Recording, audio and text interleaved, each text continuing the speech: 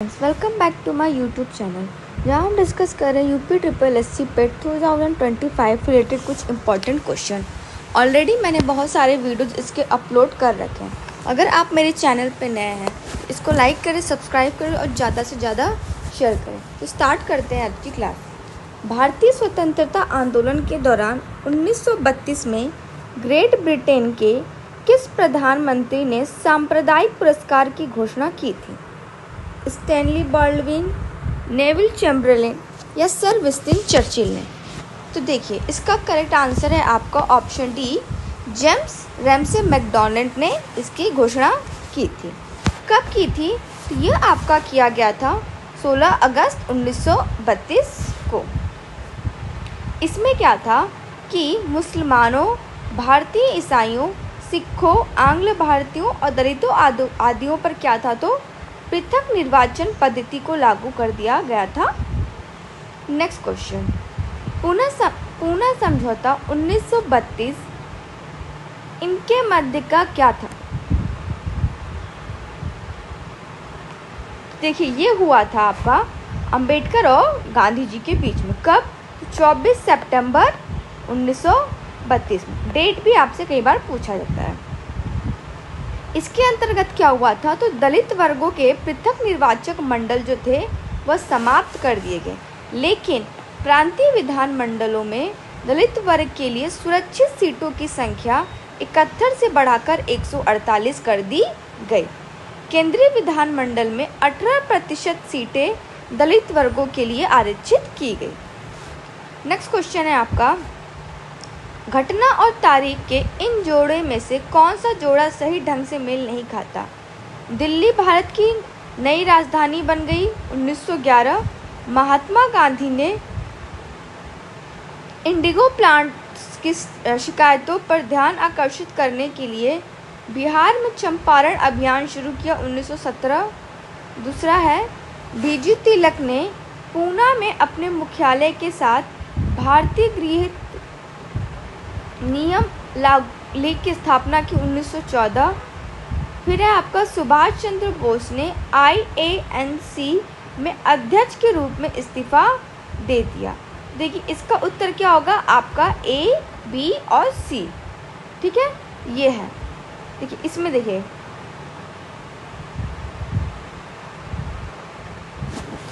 तो इसमें इसका आपका A और B, C तीनों सही है, मतलब ये भी सही है, ये और ये तीनों सही है।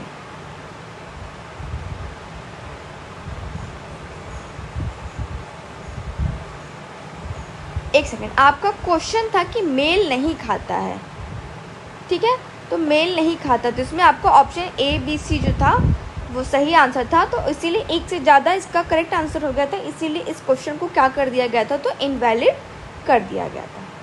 नेक्स्ट क्वेश्चन है, सन 1915-16 में किसके नेतृत्व में 2 होम रूल लीग शुरू हुई? तिलक और अरविंद घोष, तिलक और विपिन चंद्रपाल, तिलक और लाला लाजपत राय, एनी बेसेंट और लोकमान्य तिलक? तो इसका करेक्ट आंसर है आपका ऑप्शन डी, एनी बेसेंट और लोकमान्य तिलक। तिलक के द्वारा इंडियन होम रूल लीग अप्रैल 1916 में स्थापित किया गया और एनी बेसेंट ने होम रूल लीग आपका सितंबर 1916 में किया था। ठीक है, तो तिलक का जो था वो समय था आपका अप्रैल का और एनी बेसेंट का जो समय था वो सितंबर का था। नेक्स्ट क्वेश्चन है, 1866 में भारत के संदर्भ में चर्चा करने और भारतीय कल्याण को बढ़ावा देने के लिए ब्रिटिश सार्वजनिक अधिकारियों को प्रभावित करने के लिए लंदन में ईस्ट इंडिया एसोसिएशन का आयोजन किसने कराया? दादा भाई नौरोजी, महात्मा गांधी, बिपिन चंद्र या जवाहरलाल नेहरू? तो इसका करेक्ट आंसर है आपका ऑप्शन ए, दादा भाई नौरोजी। ये देखिए, दादा भाई नौरोजी को क्या कहते थे, तो grand old man of India के नाम से भी जाना जाता है। नेक्स्ट क्वेश्चन है आपका, इनमें से किसे भारत के ग्रैंड ओल्ड मैन के नाम से जाना जाता है? सुरेंद्र नाथ बनर्जी, फिरोज शाह मेहता, WC बनर्जी या दादा भाई नौरोजी? तो देखिए इसका करेक्ट आंसर है आपका ऑप्शन डी, दादा भाई नौरोजी। इन्होंने क्या की थी? तो ड्रेन ऑफ वेल्थ थ्योरी प्रस्तुत की थी, जिसमें ये बताया था कि कैसे भारत का धन भारत से इंग्लैंड जा रहा था। नेक्स्ट क्वेश्चन है आपका,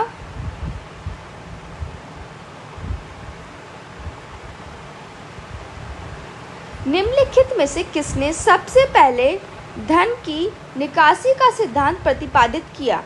दादा भाई नौरोजी, लाला लाजपत राय, गोपाल कृष्ण गोखले या बाल गंगाधर तिलक? तो देखिए इसका करेक्ट आंसर है आपका ऑप्शन ए, दादा भाई नौरोजी। स्वतंत्रता से पूर्व भारतीय राष्ट्रीय आय के अनुमान का प्रथम प्रयास आपके दादा भाई नौरोजी ने कब किया था? तो 1867 से 1868 के बीच में किया गया था। एक इम्पॉर्टेंट क्वेश्चन ये देखिए कि स्वतंत्रता के पश्चात भारत में राष्ट्रीय आय की गणना हेतु 1949 में PC महालनोबिस की अध्यक्षता में क्या किया गया था? तो राष्ट्रीय आय समिति का गठन किया गया था। नेक्स्ट क्वेश्चन है आपका, रास बिहारी बोस द्वारा संगठित भारतीय स्वतंत्रता लीग किस संगठन का एक अग्रदूत था?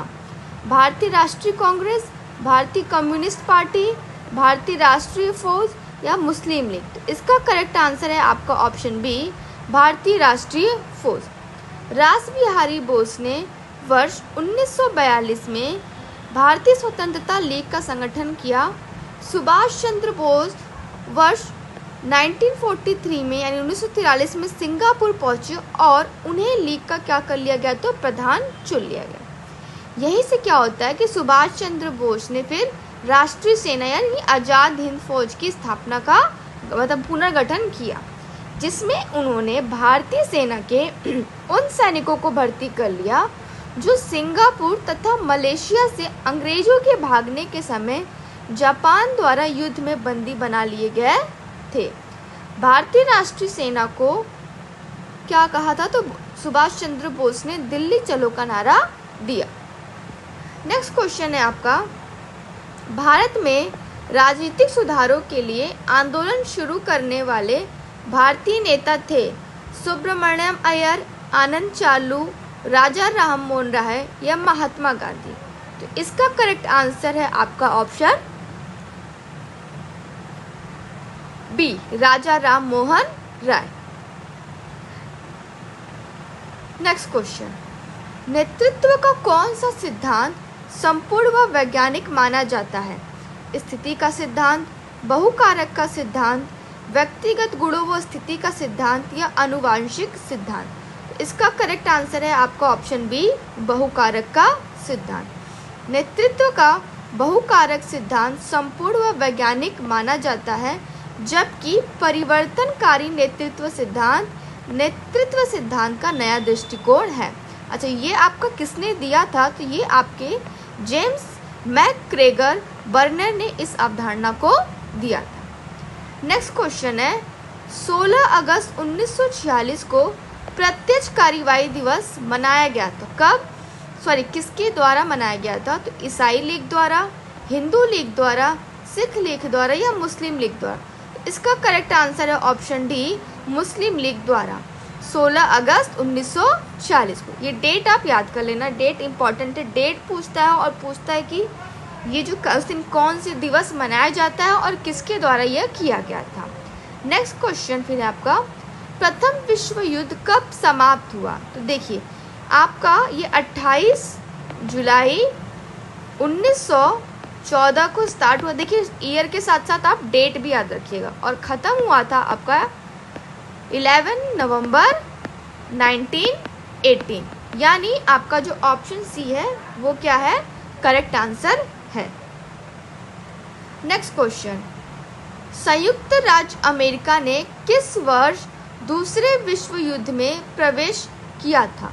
तो देखिए दूसरे विश्व युद्ध में वो प्रवेश कब किया था? तो 1941 में वह किया था। नेक्स्ट क्वेश्चन है,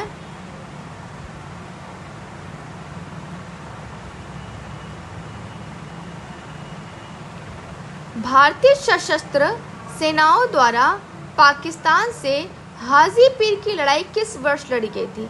1965, 1947, 1971 या 1962? तो यह लड़ी गई थी आपकी 1965। नेक्स्ट क्वेश्चन, नई दिल्ली का मुख्य वास्तुविद एवं डिजाइनर कौन था? धनपत राय चौधरी, ली कॉर्बुजियर, एडविन लुटियंस या इनमें से कोई नहीं? तो देखिए इसका करेक्ट आंसर है आपका ऑप्शन सी, एडविन लुटियंस। तो ये थे आपके नई दिल्ली के मुख्य वास्तुविद एवं डिजाइनर। नेक्स्ट क्वेश्चन है कि किस वर्ष भारत की राजधानी कलकत्ता से दिल्ली आपका मतलब शिफ्ट हुई थी? 1905, 1911, 1909, 1910 और 1911? तो देखिए इसका करेक्ट आंसर है आपका 1912। तो इसमें तो आपका करेक्ट आंसर दिया है, नहीं दिया है तो ये आपका मतलब इसमें कॉमन नंबर मिला गया था। देखिए घोषणा की बात की जाए तो घोषणा आपका 1911 में हुआ था जॉर्ज पंचम ने, लेकिन इसको ऑफिशियली कब किया गया था? तो 1912 में इसको किया गया था। नेक्स्ट क्वेश्चन है, मोतीलाल तेजावत भारतीय राष्ट्रीय आंदोलन के दौरान एक प्रसिद्ध व्यक्तित्व थे। वह भारत के निम्नलिखित में से किस क्षेत्र से संबंधित थे? मध्य प्रदेश, हरियाणा, गुजरात या राजस्थान? तो देखिए वह संबंधित थे आपके राजस्थान से। नेक्स्ट क्वेश्चन है आपका, प्रसिद्ध गीत सारे जहां से अच्छा हिंदोस्तां हमारा की रचना किसने की? साहिर लुधियानवी, सर मोहम्मद इकबाल, सर सैयद अहमद खान या बहादुर शाह जफर? तो देखिए इसका करेक्ट आंसर है आपका option C, sir Mohammad Iqbal. इन्होंने सारे जहां से अच्छा हिंदोस्तां हमारा की रचना की थी। नेक्स्ट, नाथूराम गोडसे के वे 3 भाई कौन थे जो आरएसएस के सदस्य थे? तो दत्तात्रेय गोविंद गोपाल, गोपाल गोविंद विनायक, गोविंद विनायक दत्तात्रेय या विनायक दत्तात्रेय गोपाल? तो देखिए इसका करेक्ट आंसर है आपको ऑप्शन ए, दत्तात्रेय गोविंद और गोपाल। ये क्या थे? तो आरएसएस के सदस्य थे। नेक्स्ट क्वेश्चन, साइमन कमीशन किस वर्ष भारत में प्रथम बार आया? 1928, 1919, 1926 या 1925 में? तो 3 फरवरी 1928, 1928 में क्या यह बम्बई, कहाँ पे? तो बम्बई ये आया था, पहुंचा था। साइमन कमीशन के जो अध्यक्ष थे सर जॉन साइमन, ये थे तो लिबरल पार्टी के सदस्य थे। ठीक है, लिबरल पार्टी के सदस्य थे। और भारत की स्वतंत्रता यानी 1947 के समय जो ब्रिटिश के प्रधानमंत्री थे क्लीमेंट एटली, इस कमीशन में आपके लेबर पार्टी के सदस्य के रूप में शामिल थे। तो आपका ये पार्टी पूछ देगा कि जो उसके अध्यक्ष थे वो किस पार्टी से थे और उस समय के प्रधानमंत्री किस पार्टी के थे। नेक्स्ट क्वेश्चन, साइमन कमीशन का विरोध करते हुए पुलिस हमले के कारण किस राष्ट्रवादी नेता की मृत्यु हो गई? राजगुरु, लाला लाजपत राय, विट्ठल भाई पटेल या CR दास? तो देखिए आपका करेक्ट आंसर है लाला लाजपत राय। लाला लाजपत राय की डेथ हो गई थी। साइमन कमीशन आपका आया था 3 फरवरी 1928 को बम्बई में। ठीक है, हाँ, तो जब लाला लाजपत राय की मृत्यु हो जाती है तो देखिए उनका बदला लेने कौन कौन गए थे? भगत सिंह, सुखदेव और चंद्रशेखर आजाद। इन्होंने क्या किया था? मिलकर सैंडर्स की हत्या की थी। तो ये आपका इम्पोर्टेंट पॉइंट है कि लाला लाजपत राय की मृत्यु का बदला लेने के लिए किन्होंने सैंडर्स की मृत्यु की थी? तो सुखदेव, चंद्रशेखर आजाद और भगत सिंह। नेक्स्ट क्वेश्चन है आपका, देश बंधु किसे कहा जाता था? लाला लाजपत राय को, बिपिन चंद्रपाल को, चित्तरंजन दास को या भगत सिंह को? तो देखिए आपका करेक्ट आंसर है ऑप्शन सी, चित्तरंजन दास को।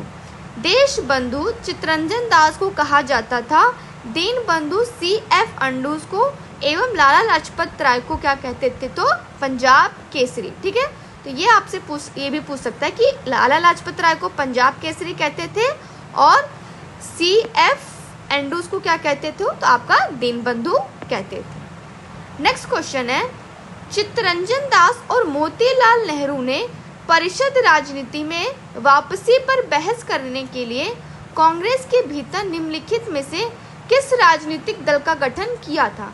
Swaraj party, the Indian league, Hindustan socialist republic association या दी बॉम्बे प्रेसिडेंसी एसोसिएशन। तो देखिए, चित्तरंजन दास और मोतीलाल ने इसका स्वराज पार्टी, और कब किया था?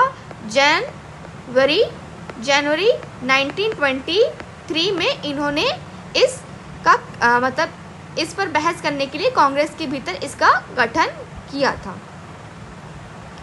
हाँ, जो चित्तरंजन दास जी वो इस पार्टी के अध्यक्ष थे और मोतीलाल नेहरू क्या थे? तो इसके महासचिव थे।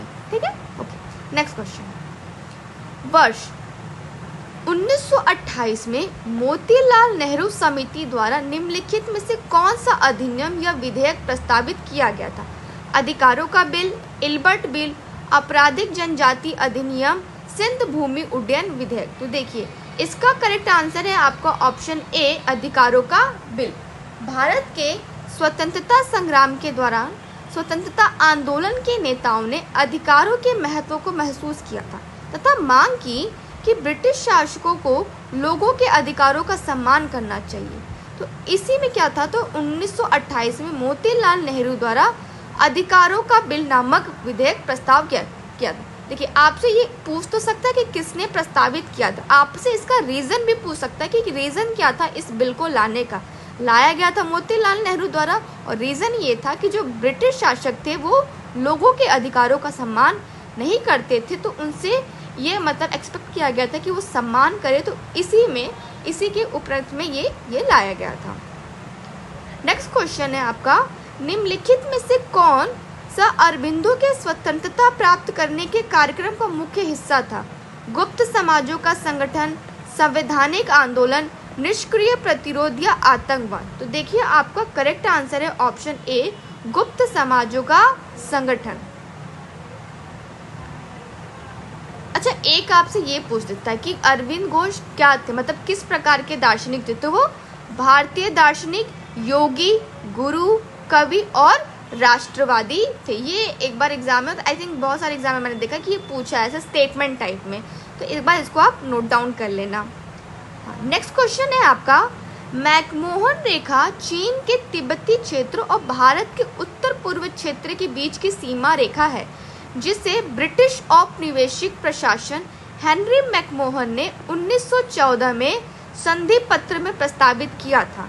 दार्जिलिंग, शिमला, लहासा या काठमांडू में। तो ये आपका 1914 में कहाँ पे? तो शिमला में हुआ था। ठीक है, देखिए, मैकमोहन रेखा, तो इसलिए उनके नाम पे इसको मैकमोहन, यानी क्योंकि हेनरी मैकमोहन ने यह प्रस्तावित किया था शिमला में 1914 में, तो उन्हीं के नाम पे इसको मैकमोहन रेखा कहा जाता है। नेक्स्ट क्वेश्चन है, विश्व धर्म संसद में स्वामी विवेकानंद, ये डेट याद कर लीजिएगा, डेट इंपॉर्टेंट है। स्वामी विवेकानंद ने हिंदू धर्म के बारे में विस्तार में कहाँ बताया था? न्यूयॉर्क में, शिकागो में, वॉशिंगटन डीसी या लॉस एंजलिस। तो देखिए, इसका करेक्ट आंसर है आपका ऑप्शन बी, शिकागो में। 1853 में संयुक्त राज्य अमेरिका के शिकागो शहर में आयोजित विश्व धर्म सम्मेलन में स्वामी विवेकानंद ने भारत का नेतृत्व किया। उन्होंने कहा कि पृथ्वी पर हिंदू धर्म के समान कोई भी धर्म इतने उदात्त रूप में मानव की गरिमा का प्रतिपादन नहीं करता है। तो इसका करेक्ट आंसर आपका ऑप्शन बी हो गया, शिकागो। नेक्स्ट क्वेश्चन, इसमें क्या करना है? घटनाएं दी, इसका सही क्रम आपको बताना है। तो देखिए, आपका रॉलेट एक्ट कब आया था? तो ये 1919 में आया था। गांधी इरविन समझौता तो आपका 1931 में। मार्ले मिंटो सुधार आपका 1909 में, और इल्बर्ट आपका आया था 1883 में। तो इसमें आपका एक भी ऑप्शन करेक्ट नहीं था, तो इस पे कॉमन नंबर आपको मिला था। नेक्स्ट क्वेश्चन है,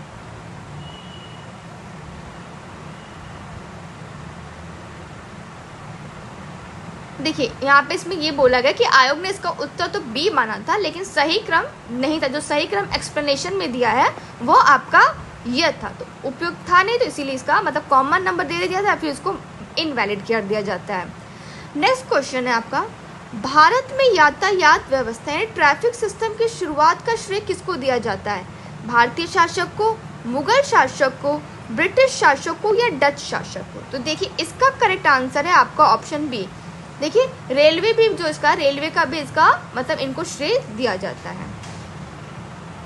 1853 में पहली बार आपकी रेलवे मतलब चली थी मुंबई से ठाणे तक। ये इंपॉर्टेंट क्वेश्चन है, कई बार पूछा गया है। हाँ, नेक्स्ट क्वेश्चन है, भारतीय राष्ट्रीय कांग्रेस द्वारा किस अधिवेशन में ऐतिहासिक पूर्ण स्वराज यानी स्वतंत्रता का प्रस्ताव पारित किया गया था? लखनऊ, कराची, लाहौर या बम्बई में? तो यह आपका लाहौर में 1929 में पंडित जवाहरलाल नेहरू द्वारा यह मतलब पंडित जवाहरलाल नेहरू की अध्यक्षता में ये कांग्रेस का ऐतिहासिक लाहौर अधिवेशन हुआ था, जिसे क्या कहते हैं? तो पूर्ण स्वराज यानी पूर्ण स्वतंत्रता कहा गया था।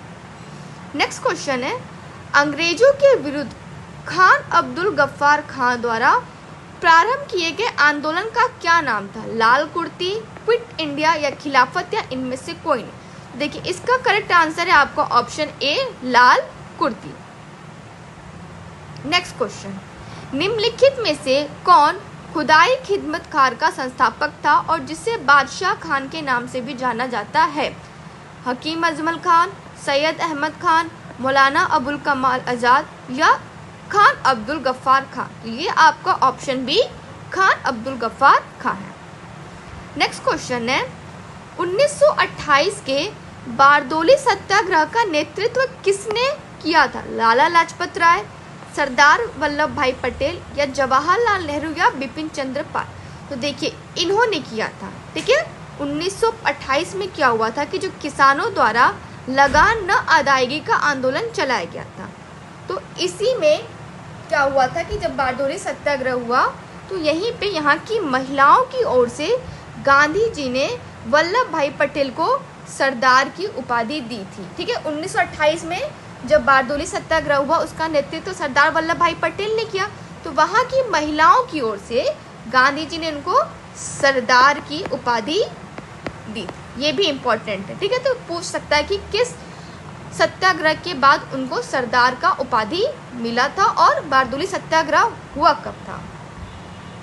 नेक्स्ट क्वेश्चन है, जवाहरलाल नेहरू के नेतृत्व में मुस्लिम लीग यानी अंतरिम सरकार में कब सम्मिलित हुई थी? तो इसका करेक्ट आंसर है 26 अक्टूबर 1946 में ये सम्मिलित हुई थी। तो इसमें से आपको कोई करेक्ट आंसर था नहीं, तो इसमें क्या किया गया था? आपको कॉमन नंबर मतलब सबको सामान्य नंबर मिला गया था। इसका करेक्ट आंसर क्या है? तो 26 अक्टूबर 1946। नेक्स्ट क्वेश्चन आपका ये है, बलदेव सिंह अंतरिम सरकार के सदस्य स्वतंत्र भारत की पहली सरकार में क्या थे? तो ये रक्षा के प्रमुख थे, शिक्षा के प्रमुख थे या रेलवे के प्रमुख थे? तो अर्थ के प्रमुख थे। तो ये क्या थे? ये रक्षा के बलदेव यानी नाम से बल यानी पावर यानी फोर्स, तो डिफेंस में आ जाएंगे रक्षा के। ठीक है, नेक्स्ट क्वेश्चन, 1946 की अंतरिम सरकार में कार्यकारी परिषद के उपाध्यक्ष कौन थे? सर क्लाउड ऑचिनलेक, सी राजगोपालाचारी, सी एच भाभा या जवाहरलाल नेहरू? इसका करेक्ट आंसर है आपका ऑप्शन डी, जवाहरलाल नेहरू जो थे अंतरिम सरकार में कार्यकारी परिषद के उपाध्यक्ष थे। नेक्स्ट क्वेश्चन है आपका, किसने घोषणा की थी कि 30 जून 1948 तक ब्रिटिश द्वारा भारत को स्वतंत्रता प्रदान की जाएगी? Winston Churchill, Lord Mountbatten, Lord Wavell या क्लेमेंट एटली द्वारा? तो देखिए इसका करेक्ट आंसर आपका क्या था? ऑप्शन डी, क्लेमेंट एटली ने ये कहा था कि भारत को स्वतंत्रता प्रदान की जाएगी। नेक्स्ट क्वेश्चन है, भारत के पहले प्रधानमंत्री पंडित जवाहरलाल नेहरू ने 14 अगस्त 1947 की मध्य रात्रि को नियति से वादा शीर्षक भाषण कहाँ से दिया था? लाल किला दिल्ली, तीन मूर्ति भवन नई दिल्ली, संसद संविधान सभा, इंडिया गेट या नई दिल्ली? इसका करेक्ट आंसर है आपका ऑप्शन सी, संसद यानी संविधान सभा। तो 14 अगस्त 1947 की मध्य रात्रि को ट्रस्ट विथ नेशनल यानी नियति से बाद ये भाषण दिया गया था। नेक्स्ट क्वेश्चन है, किस रियासत के खिलाफ अभियान को ऑपरेशन पोलो का नाम दिया गया था? ठीक है, कश्मीर, हैदराबाद, जूनागढ़ या गोवा? तो देखिए आपका करेक्ट आंसर है हैदराबाद। हैदराबाद रियासत के खिलाफ भारत सरकार द्वारा 1948 में ऑपरेशन पोलो यानी कूट नाम दिया था। नेक्स्ट क्वेश्चन है आपका, देखिए अब आपका टॉपिक आ गया भारत का भूगोल। अब भारत की भूगोल से हम कुछ इंपॉर्टेंट क्वेश्चन डिस्कस करेंगे जो यूपी SSS के डिफरेंट एग्जाम में आ चुके हैं। तो पहला है आपका नदियां तथा नदियों की घाटियां। निम्नलिखित में से किस स्थान पर भागीरथी और अलकनंदा नदी मिलकर नदी का निर्माण करती है? कर्णप्रयाग, रुद्रप्रयाग, देवप्रयाग या गंगोत्री? तो देखिए आपका करेक्ट आंसर है देवप्रयाग। भागीरथी और अलकनंदा नदी देवप्रयाग में मिलकर गंगा नदी का निर्माण करती है। नेक्स्ट क्वेश्चन है, गंडक नदी निम्नलिखित में से किस नदी से संबंधित है? सिंधु, ब्रह्मपुत्र, गोदावरी या गंगा? तो देखिए इसका करेक्ट आंसर है आपको ऑप्शन डी गंगा। गंगा की सहायक नदियों में सोन, देखिए ये तो आपका इम्पॉर्टेंट है कि गंडक जो है गंगा की सहायक नदी है, लेकिन ये भी जो इम्पॉर्टेंट है कि गंगा की सहायक नदियों में से सोन जो है इसके दाहिने किनारे पर मिलने वाली प्रमुख सहायक नदी है। ये कई बार पूछा गया है कि जो गंगा की दाहिने ओर से मिलने वाली प्रमुख नदी कौन से? बाएं तट से मिलने वाली देखिए आपकी नदियाँ हैं रामगंगा, गोमती, घाघरा, गंडक, कोसी व महानंदा। तो ये सारी नदियाँ क्या हैं? ये सारी नदियाँ जो है आपकी गंगा की सहायक नदियाँ हैं, बट बाएं तट से मिलने वाली। दाएं तट से आपका सोन नदी हो जाएगा। नेक्स्ट क्वेश्चन है कि निम्नलिखित में से कौन सी नदी उत्तर पिनाकिनी के नाम से जानी जाती है? कावेरी, ब्राह्मणी, वैगई या पेन्नार? तो देखिए आपका जो पेन्नार नदी है ये पिनाकिनी के नाम से जानी जाती है। इसका उद्गम कहाँ से हुआ है? तो चिक्काबल्लापुरी जिले के नदी या नदी दुर्ग पहाड़ी से होता है। नेक्स्ट क्वेश्चन है, निम्नलिखित में से कौन सी नदी खंबात की खाड़ी में नहीं मिलती? माही, साबरमती, कोयना या तापी? तो देखिए कोयना जो है आपकी खंबात की खाड़ी में नहीं मिलती, यानी आपको ऑप्शन सी क्या है ये करेक्ट आंसर है। देखिए कोयना नदी जो है जो खंबात की खाड़ी में नहीं मिलती, इससे क्या कहते हैं? तो इसे महाराष्ट्र की जीवन रेखा कहते हैं। यह महाराष्ट्र के सतारा जिले में स्थित महाबलेश्वर से निकलती है और कराड़ यानी सतारा जिले में ही कृष्णा नदी से मिल जाती है। नेक्स्ट क्वेश्चन है आपका, गोदावरी नदी महाराष्ट्र के जिले में पश्चिमी घाट की ढलानों से निकलती है। सतारा, औरंगाबाद, जलगांव या नासिक? तो देखिए इसका करेक्ट आंसर है आपका option D Nashik.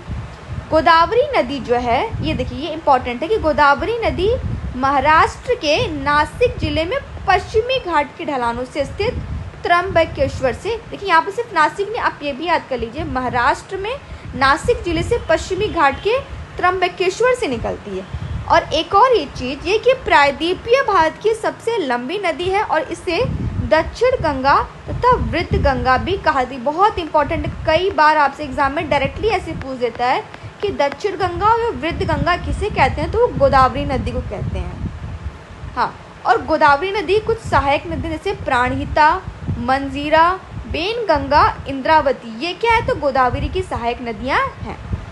Next question, निम्नलिखित में से किस नदी के बेसिन का कुल पुनः पूर्ति प्रयोग सर्वाधिक है?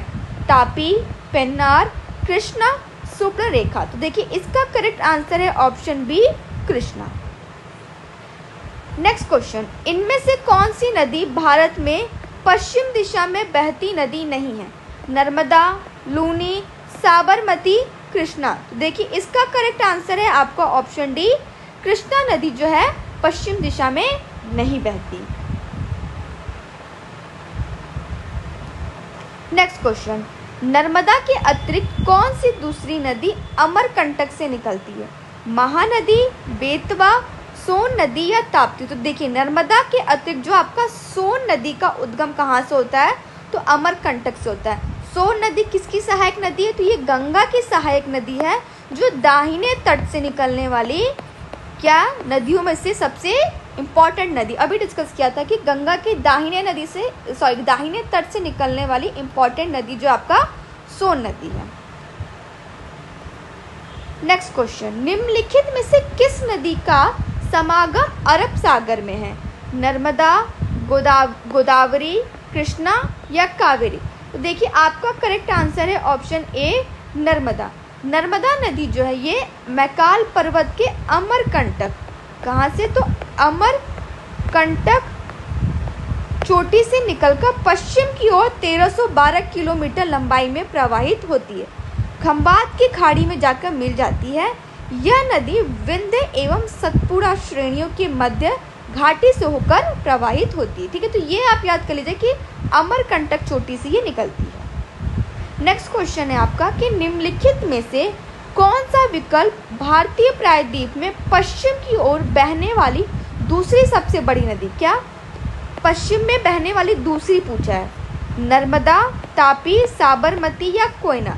तो देखिए इसमें आपका करेक्ट आंसर है तापी। ठीक है, जिसका उद्गम कहाँ से होता है? तो आपका मध्य प्रदेश के बैतूल जिले से होता है, सतपुड़ा पहाड़ियों से। कहाँ से? तो सतपुड़ा की पहाड़ियों से होता है।